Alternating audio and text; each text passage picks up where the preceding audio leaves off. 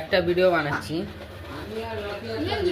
বহুত ছেলেরা আছে যারা বৃদ্ধাশ্রমে মা বাবাকে দিয়ে আসো, যারা মা বাবা 7-9 মাস ধরে গর্ভ পেটে রেখে দেয়, সেই ছেলেদের উদ্দেশ্যে বলছি, মা বাবাকে কখনো বৃদ্ধাশ্রমে দিয়ে আসতে যাও না।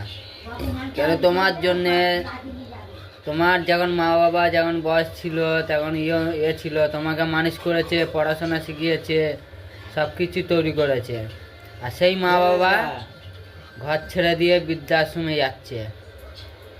একদিন তোমাদেরকেও যেতে হবে, কিন্তু পাপ করলে ভোগ করতেই হবে তোমাকে। মা বাবাকে ওই জন্য বলছি কখনো বৃদ্ধাশ্রমে দিয়ে আসতে যাও না। তোমাকে 9 মাস ধরে গর্ভ করেছে পেটে, কোনোদিন বাপ মাকে বৃদ্ধাশ্রমে বা লাজ্জুত খ্যাংড়া বউর কথা শুনে, শ্বশুর শাশুড়ির কথা শুনে এসব করতেও না কারো।